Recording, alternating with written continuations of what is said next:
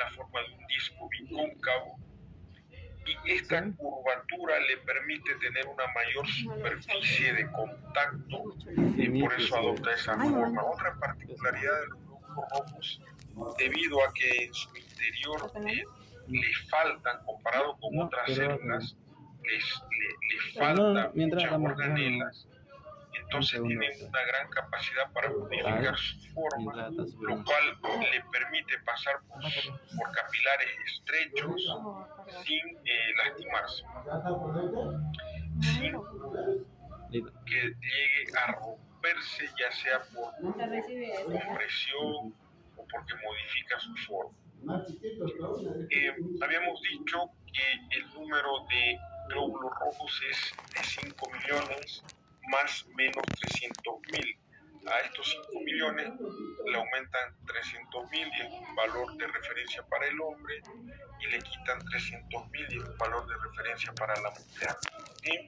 Entonces, los glóbulos rojos tienen una característica, porque pueden concentrar en su interior a la hemoglobina. El glóbulo rojo es como una bolsa, como un saco, donde se encuentra la hemoglobina, alrededor de 34 gramos de hemoglobina por decilitro. La sangre en total, digamos, tiene una media de 15 gramos de hemoglobina por cada 100 ml. Esto significa que si lo cuantificamos según el sexo, y este es un dato muy importante para que se acuerden, 15 como número de referencia único, pero a esto le podemos quitar 2 puntos y manejar de 13 a 15 en la mujer, y de este 15 le aumentamos unos 2 puntitos y manejar de 15 a 17 en el varón. Ahora, esto puede ser un poquito relativo, porque no se olviden que nuestro país tenemos mucha irregularidad geográfica, entonces estos valores pueden ser diferentes en la altura y son muy diferentes a nivel del mar, pero más o menos Bolivia se ha adaptado y maneja unos valores muy similares a los que les acabo de mencionar. Estos valores se encuentran en un hemograma normal. Va a llegar un momento que les voy a pedir que lleven un hemograma, que consigan un hemograma, y vamos a hacer una clase para aprender a interpretar un hemograma. La hemoglobina corpuscular media es un dato que tiene que ver con la cantidad de hemoglobina que hay al interior de los glóbulos rojos como promedio. Yo siempre utilizo el siguiente ejemplo. Les pregunto en clase a los chicos, bueno, ¿cuánto dinero tenés en tu bolsillo? Uno dice 5, el otro dice 10, el otro dice 7. Bueno, si sacamos un promedio, ese promedio es la cantidad de dinero, digamos, que tienen esas 3 personas. Resulta que los glóbulos rojos, todos los glóbulos rojos son del mismo tamaño, hay pequeñas variaciones. Entonces, algunos glóbulos rojos pueden tener un poquito más de hemoglobina y otros un poquito menos. Por eso es que hablamos de hemoglobina corpuscular media, promedio. Y la concentración de hemoglobina corpuscular media toma en cuenta a la hemoglobina en relación al hematocrito. La hemoglobina corpuscular media toma en cuenta a la hemoglobina en relación al número de glóbulos rojos en millón. Entonces, cuando hablamos de hemograma, hablamos de una serie de valores que son parámetros normales. Ahí tenemos a esto que estamos hablando ahorita, que es la hemoglobina. Si tomamos en cuenta, como les decía, a ambos sexos, puede ir de 12 hasta 17, para algunos de 12 a 16, pero esto varía según el sexo. El hematocrito, bueno, puede ser de 36 a 40 en la mujer, de 40 a 42 en el varón, pero si se trata de acordarse de una sola cifra para para tener un punto de referencia, me gustaría que del hematocrito se acuerden del 40, de la hemoglobina se acuerden del 15. Si hablamos de los glóbulos rojos, acuérdense de 5 millones como un solo número. Bien, el volumen corpuscular medio, como les decía hace rato, los glóbulos rojos no son del mismo tamaño. Entonces, si sacamos un promedio, hablamos de que puede variar entre 80 y 96 fentolitros. Esta medida de fentolitros es una medida de volumen. ¿Ya? Entonces, hay esta variación entre 80 y 96. Un valor arriba de 96 quiere decir que el glóbulo rojo es más grande. Un valor menor a 80 quiere decir que el glóbulo rojo es más pequeño. La hemoglobina corpuscular media es lo que vimos hace rato, es el promedio de hemoglobina que tiene todo, tomando en cuenta todos los glóbulos rojos. Si es menor a 27 quiere decir que hay menor cantidad de hemoglobina, y si es mayor a 33 quiere decir que hay más hemoglobina que lo normal. Ahora, este dato tiene que ver con una acción que hacen los colegas bioquímicos, que es la tinción de los glóbulos rojos. Los glóbulos rojos se tiñen, ¿ya? Y cuando esa tinción o cuando hay muy poca hemoglobina, hace que esa tinción sea muy tenue. Por eso es que el color del glóbulo rojo se ve más clarito, más pálido. Cuando hay mucha hemoglobina se ve más concentrado, más rosado. Entonces, esta hemoglobina corpuscular media, este dato, mide la cantidad promedio de hemoglobina en relación a esta cifra, pero que también está en relación a la coloración del glóbulo rojo cuando se lo ve al microscopio. Esto lo vamos a analizar y lo vamos a explicar mejor en una clase destinada a la interpretación de un hemograma. Y el volumen corpuscular medio está en relación al tamaño, a la masa, lo que les decía, y si el glóbulo rojo es pequeño se llama microcítico, y si tiene más de 96 fentolitros se llama macrocítico. Obviamente si está dentro de estos parámetros se llama normocítico. Lo mismo que en la tinción, les decía que si hay muy poca hemoglobina se va a teñir muy pálido, a eso se llama hipocrómico, y si se tiñe muy fuerte se llama hipercrómico, y eso quiere decir que este valor está por arriba de 33. La hematopoiesis tiene que ver con la síntesis celular en la médula ósea de todas las células que tienen que ver con la línea hematológica a partir de un precursor o célula madre. La célula madre precursora pluripotencial o totipotencial, que está en la médula ósea, va a dar lugar a cualquiera de todas estas células presentes en la médula ósea. Y básicamente, según las necesidades de nuestro organismo, si se necesita glóbulos blancos, si se necesita glóbulos rojos, bueno, se va a dirigir hacia una estirpe o precursor mieloide o precursor linfocítico. El precursor linfocítico va a dar lugar básicamente a dos tipos de células, el linfocito B o el linfocito T, que son un tipo de glóbulo blanco. En cambio, el precursor mieloide también puede dar lugar a estos tres tipos de glóbulo blanco, basófilo, eosinófilo, y a estos dos que tienen un mismo origen, el el neutrófilo y el monocito, pero también puede dar origen mediante la acción de la trombopoyetina a las plaquetas y mediante la acción de la eritropoyetina, pregunta de examen, a los glóbulos rojos eritrocitos.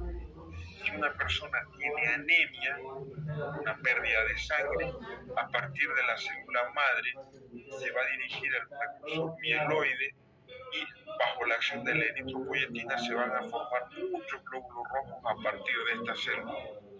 Pero si lo que hay es una infección, digamos, bacteriana, entonces igual el precursor mieloide va a dar lugar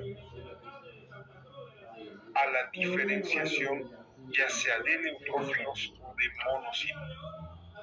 Eso o todo eso en base aquí ve Aleida a ver su micrófono. Todo eso les decía en base a las necesidades del organismo.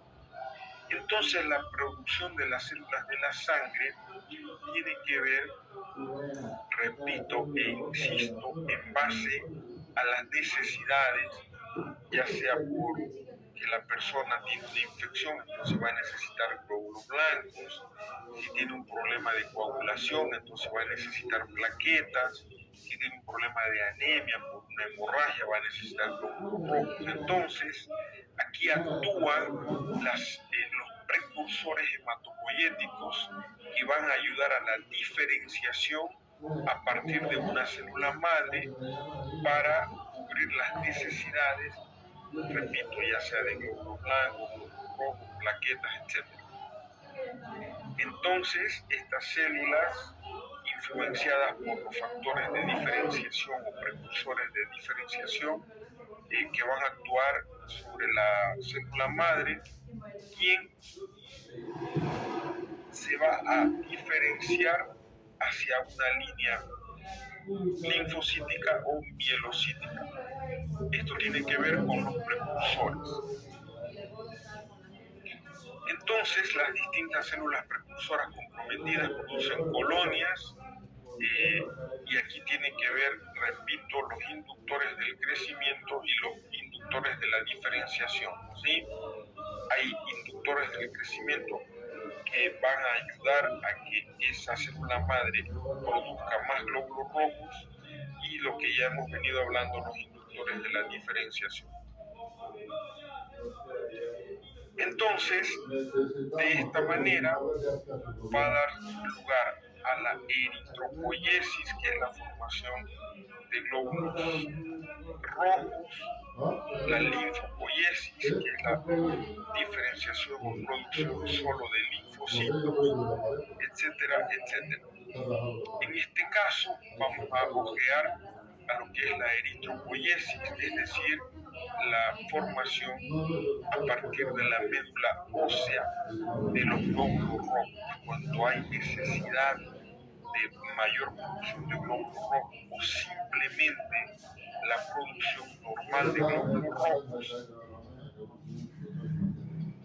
a partir de los riñones, o en otras palabras, en los riñones va a formar esta hormona llamada eritropoyetina, que va a ir a actuar a la médula ósea para la formación y maduración paso a paso y progresiva. Esto yo no les voy a enseñar, pero si tienen una materia ya les han enseñado, hasta dar lugar a la formación de un glóbulo joven, que es el reticulocito, que puede madurar en la médula, puede pasar a la sangre y terminar de madurar en la sangre para finalmente dar lugar a un glóbulo rojo, y ese glóbulo rojo va a circular en la sangre para las funciones que ustedes ya saben.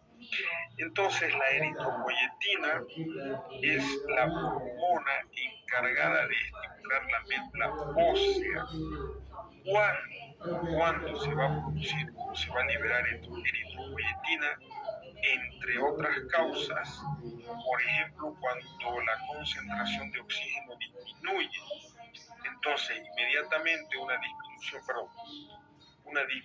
de la producción de oxígeno en sangre va a dar lugar a la estimulación de los riñones o a nivel renal y la producción de eritropoyetina.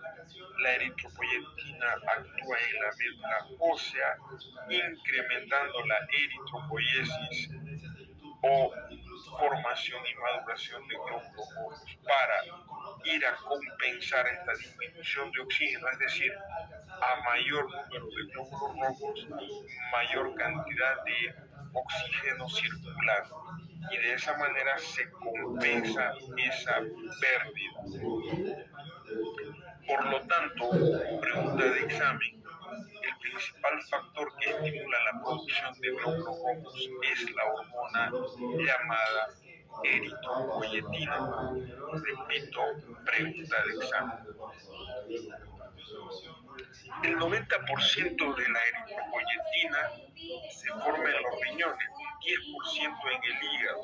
Entonces, de ahí la importancia que se tiene de cuidar nuestros riñones, más allá de la función de los riñones, que es la de purificar, limpiar la sangre, controlar el volumen sanguíneo, el volumen de líquidos del cuerpo. Más allá de esa función, aquí hay una otra función de los glóbulos rojos y tiene que ver con la producción y estimulación de la formación de eritropoyetina para la estimulación de la producción de glóbulos rojos.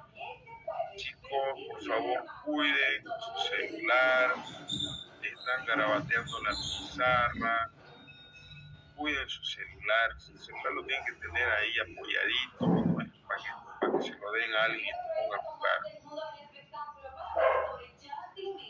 Bueno, se cree que la eritropoyetina se produce en las células de los túbulos renales. Cuando avancemos en este tema renal les voy a mostrar dónde queda eso.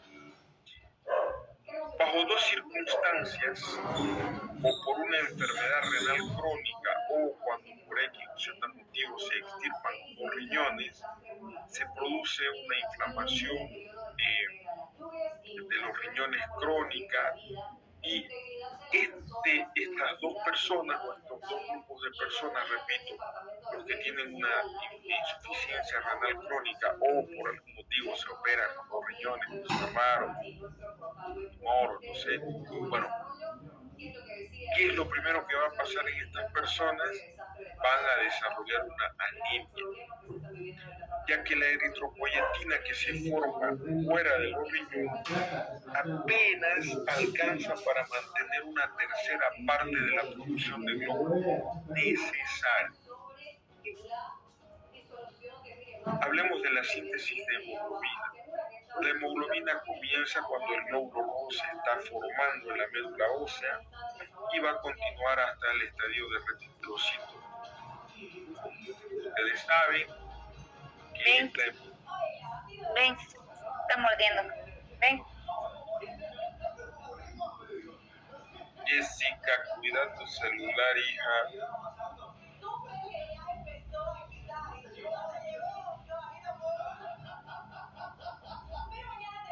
Bien. La característica más importante de la hemoglobina, y ustedes lo saben muy bien, es la capacidad para unirse de forma débil, pero reversible con el oxígeno. O sea, se une de forma débil, pero a la vez reversible con el oxígeno. Es decir, lo agarra, lo capta, lo captura, pero lo suelta muy fácilmente gracias a simplemente una diferencia de concentración. El oxígeno se une al hierro y se transporta como oxígeno molecular. Bueno, eso me interesa mucho. El hierro es muy importante para la formación de la hemoglobina, pero no solamente hay hierro en la hemoglobina, sino también en otras células, como la célula muscular que forma la mioglobina, otras sustancias como el citocromo, citocromoxidasa, peroxidasa, catalasa. Bueno, hay hierro en otros sitios, en otros lugares, pero principalmente en la hemoglobina. ¿Y por qué insisto en esto? porque la hemoglobina es muy importante para el transporte de oxígeno, pero donde se une es precisamente en la molécula de hierro. Una falta de hierro ocasiona anemia. El 65% del hierro está en la hemoglobina y muy poco en otras zonas. Entonces el hierro es muy necesario para la formación de los glóbulos rojos. Para que no se me duerman, pregunto, ¿por qué la mujer necesita más hierro que el hombre?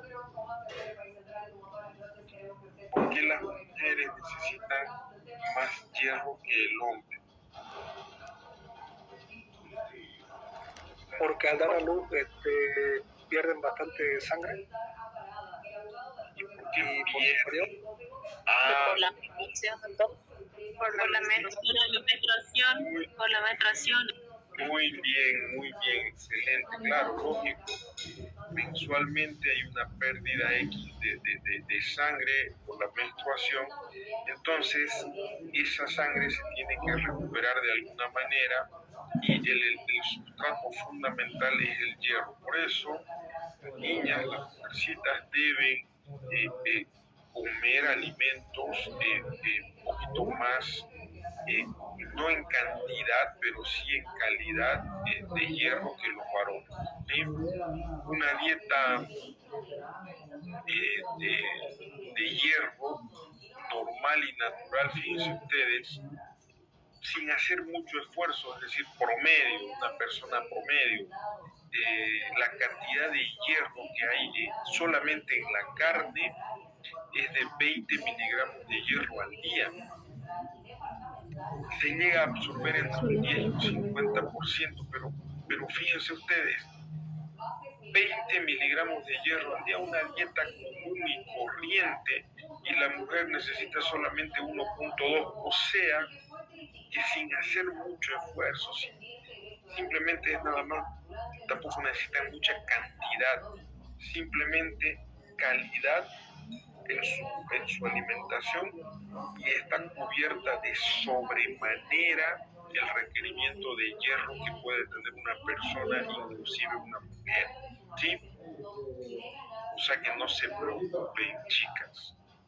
El exceso de hierro en la sangre se deposita en los hepatocitos, pero las cantidades de este hierro son normales, es decir, no son muy elevadas. Existe una condición patológica en la cual este depósito de hierro se hace de manera exagerada, anormal, y eso ocasiona una enfermedad. Lo vamos a ver más adelante. El otro lugar donde se almacena el hierro es en las células reticuloendoteliales de la médula ósea. Pregunta de examen. Así como es importante el hierro, lo acabamos de describir. Pregunta de examen. Así como es importante el hierro para la eritropoiesis, obviamente, cuando hablamos de hematopoiesis involucra a todos los elementos de la sangre. Bueno, no quiero que se confundan, pero si hablo exclusivamente de glóbulos rojos, hablo de eritropoiesis. Entonces, para la eritropoiesis se necesita hierro, pero también se necesita, y esto es pregunta de examen, vitamina B12 y ácido fólico y vitamina B12, más el hierro. Son estos tres elementos fundamentales que van a garantizar la maduración final de los glóbulos rojos, van a garantizar una adecuada síntesis del ADN para la formación de los glóbulos rojos. La falta, la ausencia de cualquiera de estas tres vitaminas o nutrientes va a dar lugar a una disminución en la cantidad del ADN del glóbulo rojo, lo cual va a dar lugar a una falta de maduración y de fisión nuclear. Por consiguiente, los glóbulos rojos se hacen más grandes de lo normal, pero eso no está bien, porque un glóbulo rojo grande, que se llama megaloblasto, un glóbulo rojo grande es más frágil, es más débil, es muy fácil de que se destruya. Por lo tanto, si se destruye, hay una disminución del número de glóbulos rojos. Consecuencia final, anemia. En otras palabras, una disminución de hierro produce anemia. Una disminución de vitamina B12 produce anemia. Una disminución del ácido fólico produce anemia. Y ambos dos, cualquiera de estos dos provoca glóbulos rojos grandes llamados megaloblastos. Esto es pregunta de examen. Montaño Rojas, Raibén. Entonces, Raibén. Sí, disculpe, no me di cuenta. Entonces, los megaloblastos, pregunta de examen, son células grandes, irregulares, con membranas celulares muy débiles.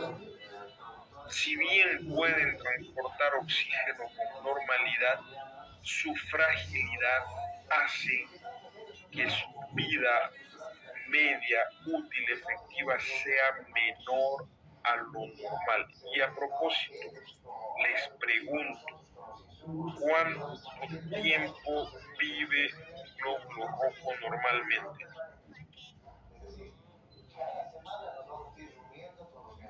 ¿Alguien sabe? Bueno, o se durmieron o no saben. 100 días, muy bien, muy bien. 100 días. Entonces, un glóbulo rojo en estas condiciones no va a llegar a 100 días, va a 10, 20, 30, 40, 50, bueno, muere antes. Bien.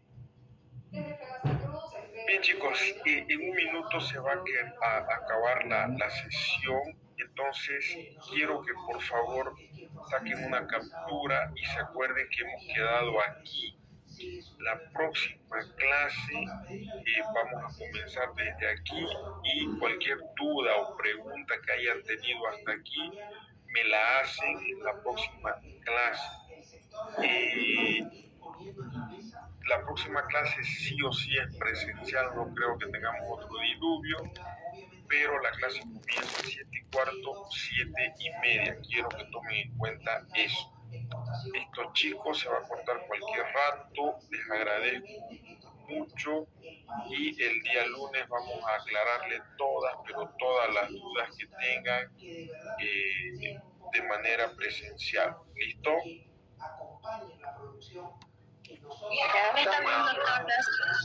Muy buenas noches. Hasta luego, buenas noches. Los